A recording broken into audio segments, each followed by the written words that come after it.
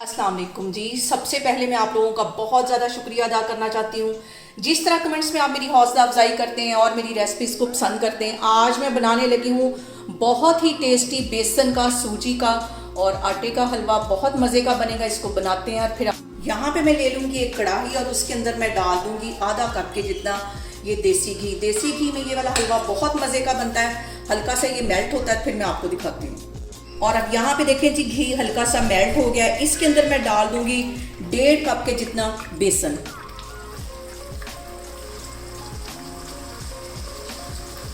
और इसको बिल्कुल हल्की आग पे हमने भूनना है।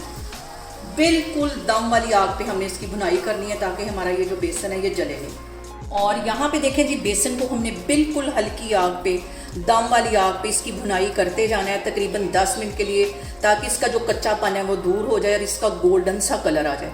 अभी मैं 10 मिनट के लिए इसी तरह कंटिन्यूसली इसमें चम्मच फेर रही हूँ और इसको भून रही हूँ। इसको छोड़ना बिल्कुल नहीं है, वरना ये फ़ौरन नीचे लग जाएगा। इसकी मैं इसी तरह भुनाई करती हूँ 10 मिनट। तो फिर मैं आपको 10 मिनट के बाद दिखाती हूँ। और यहाँ पे देखें जी, बेसन को भूनते हुए मुझे तकरीबन 10 मिनट हो गए हैं और इसकी अच्छी सी खुशबू आने लग गई है। अब इस पॉइंट पे आके तकरीबन 3 टेबलस्पून के करीब इसमें मैं सूजी डाल दूंगी, जिससे हमारा ये जो बेसन का हलवा है दानेदार बनेगा। ये इसमें चली जाएगी। इसको डालने के बाद भी तकरीबन 4-5 मिनट के लिए मैं अच्छी तरह इसको भून लूँगी। और यहाँ पे देखें जी, मैंने 3 टेबलस्पून के करीब सूजी इसके अंदर डाल दी थी। सूजी डालने के बाद इसको भूनते हुए मुझे तकरीबन 3 से 4 मिनट हो गए।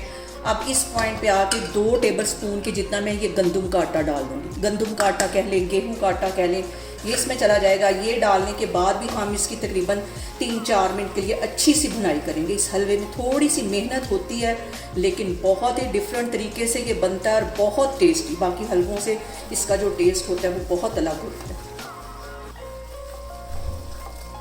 और यहाँ पे देखें जी, बेसन को, सूजी को और गंदम के आटे को भूनते हुए मुझे तकरीबन 10 से 12 मिनट हो गए। अब इस पॉइंट पे मैं डाल दूँगी 1 कप के जितनी चीनी। आप अपने टेस्ट के अकॉर्डिंग जितनी चाहे इसमें डाल सकते हैं। इसको मिक्स कर लेना है। और यहाँ पे देखें जी, इस हलवे को इतनी देर तक अच्छी तरह भूनना है जितनी देर तक इसकी सारी जो चीनी है वो मेल्ट ना हो जाए। और इस वक्त जो मैंने चीनी डाली है उसको भूनने के बाद ये जो हमारा हलवा है थोड़ा सा कैरमलाइज हो जाएगा। इसको इसी तरह भूनते रहना है जब तक कि ये इसके अंदर इकट्ठा ना हो जाए। बाकी की चीज़ें आगे फिर मैं डालती हूँ।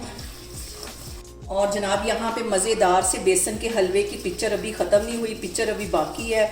इसको भूनना है जब तक कि ये सारा तलवा इसका छोड़ ना दे, इसके ऊपर घी ना आ जाए। तो बाकी की चीज़ें फिर मैं डालती हूँ। यहाँ पे देखें जी, सारी चीज़ों की अच्छी सी भुनाई हो गई है। इस पॉइंट पे आके मैं आधा कप के जितना इसमें पहले दूध डालूंगी, उसको अच्छी तरह खुश्क करूँगी, फिर दोबारा से डालूंगी। और यहाँ पे मैं दूध डालने लगी हूँ, इसके साथ ही मलाई भी है, ये इसमें चली जाएगी। और इसको मिक्स कर लेना है।